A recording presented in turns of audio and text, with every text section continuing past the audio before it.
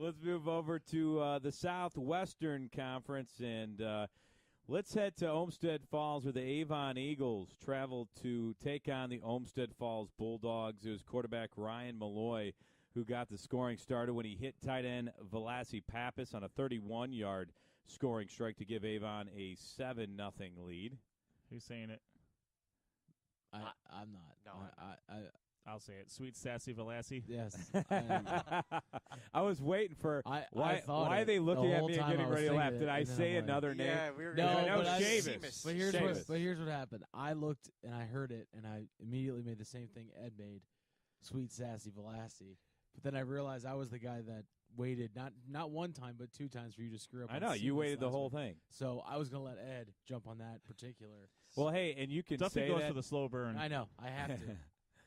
Well, let's just say Velassi Pappas was impressive because he was on SportsCenter's top plays, #1 overall on ESPN, with his one-handed grab for a score in the game, but later left with a leg injury. And Avon in this game, though, they led 17-0 at halftime, and the Bulldogs just managed 7 passing yards in the first half and just 48 yards on the ground. So give credit to the Avon Eagles defense there. Now, Olmsted Falls, they did shoot themselves in the foot a little bit with costly penalties and turnovers in this game as Jack Spelsey. He did score on a 1-yard touchdown to put the Bulldogs on the board, but that was the only score for Olmsted Falls. It was junior linebacker Mark Steinmetz as he led the defense for the Avon Eagles, and he also scored on a 69-yard touchdown in the second half. It was the Eagles defeating the Olmsted Falls Bulldogs 31-7 in this game. Avon improves to 2-0.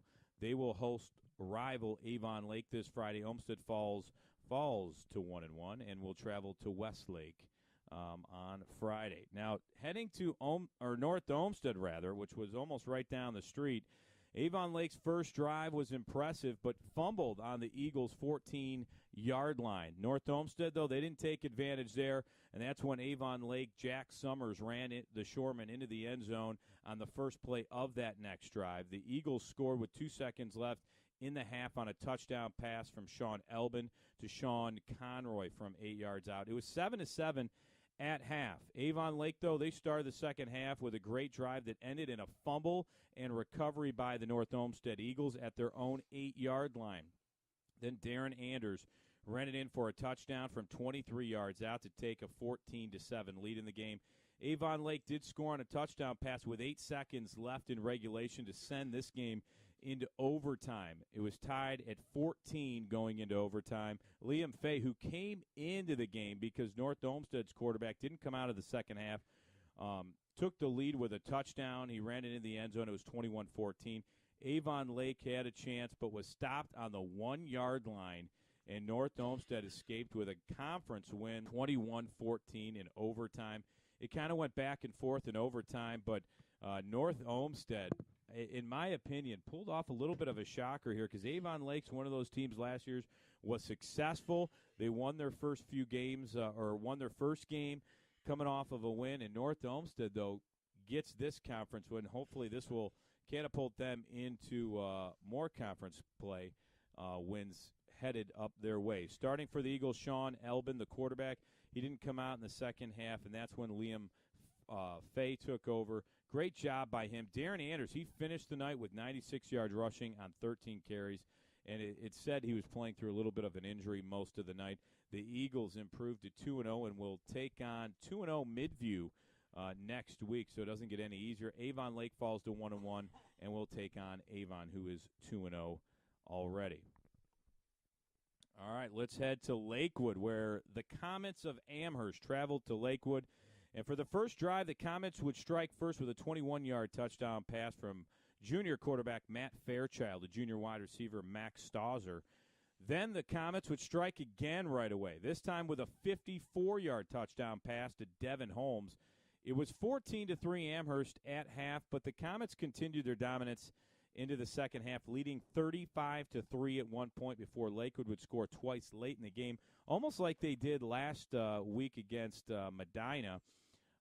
They scored with a 1-yard touchdown run from senior running back Basho Kawam and a 4-yard touchdown run from 4 yards out from Jared Nada in the final minute of the game. Amherst wins this game 35-18.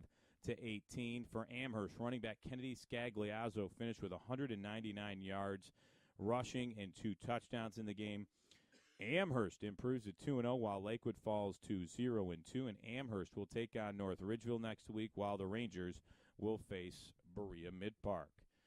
Heading to Midview, where the North Ridgeville Rangers traveled to Midview to take on the Middies, and it wasn't easy for North Ridgeville in this game.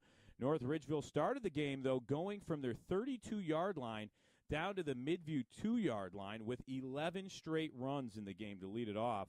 And then on 3rd and goal, North Ridgeville quarterback Tyler Richardson rolled out and threw an interception to Midview linebacker Jacob Schneider, and that was costly. And that really was a momentum changer in this game, as running back Connor Wolf would rip off a 54-yard run that led to a touchdown that next drive. In Midview, they didn't look back in this game, as Connor Wolf would run for 178 yards on 18 carries and ran for 162 yards in the first half alone in this game. North Ridgeville, though, they had some nice drives, but turnovers took the wind right out of their sails as Midview dominates this game 38-0 to go to 2-0 on the year. North Ridgeville drops to 0-2. The Middies 2-0 will host the North Olmsted Eagles, and they have a 2-0 record. And North Ridgeville 0-2 will travel to Amherst, who also is 2-0 on the year. For Midview, some stats of note: Connor Wolf, 18 carries, 178 yards. Midview senior quarterback, now listen to this, Seamus Higley, went 8 of 10 for 123 yards and 3 touchdowns.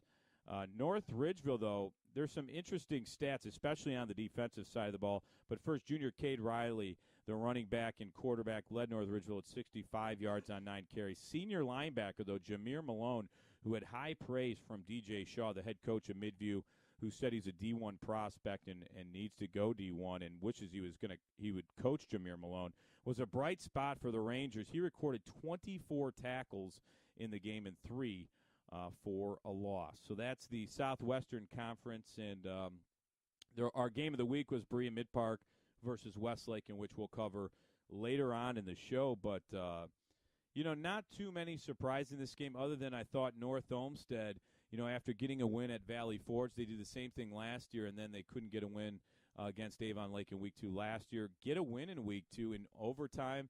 Could that really start getting them to go the winning ways? We'll wait and see, but I thought that was a big win against Avon Lake. For sure, Rob. You are exactly right on that one. Yeah, I like to see Dynamite dropping. It's good to see you have, you see Amherst. They're 2-0 right now. Yeah, that's a program that's has been struggling the last couple of years, but it's they get off to a nice. They're getting off to a nice start. But we'll see if they can maintain that momentum as they continue on to conference play here. And they're going through a coaching change. They have a new head coach this year, and he's getting the job done with the Comets as they, again, start off 2-0. Right now, well, one of the things I was taken aback by was just the way that North Ridgeville, and I apologize for my voice, but the way that North Ridgeville. Yeah, we have Barry White joining us today on the show. I'm fighting it all night, guys. I'm really trying. Barry, hey, how you doing? Don't ever. Let's. I think Sean likes his voice. I do. Personally. I want to keep it. At least his wife does. Yeah, it's very true. Very true. But yeah, I was surprised that North Ridgeville ran into so many problems, as you mentioned, Rob. Really looking for them with Shamari Williams out there to set the tone. You want to be able to continue going forward with that. I was also very, very impressed with Midview and how they won their first conference game and to go forward in the season. And then, as you mentioned, the game we watched was the Berea Mid-Park and the Westlake game, which showed a lot of interesting things for the season going forward, especially for those two teams. Well, and you brought up a good point. I forgot to mention that Shamari Williams actually did not play in this game. So he sat out of this game. So that was a huge part of their offense that probably was not in the game. But, not like they probably would have scored 38 points on Midview, but still their main running back was out. Right now we'll step away. We'll take a short break. When we come back, we have the Suburban League. National and American divisions there. Going to go over their recaps. We have Game of the Week. We'll recap that, Berea Mid-Park and Westlake, and also tell you who we're going to see this week for our game of the week in Week 3. All coming up. We're Sports on Tap. Part of the NEO Sports Insiders Network. It's our Ohio High School football coverage Week 2 recap show here on Sports on Tap.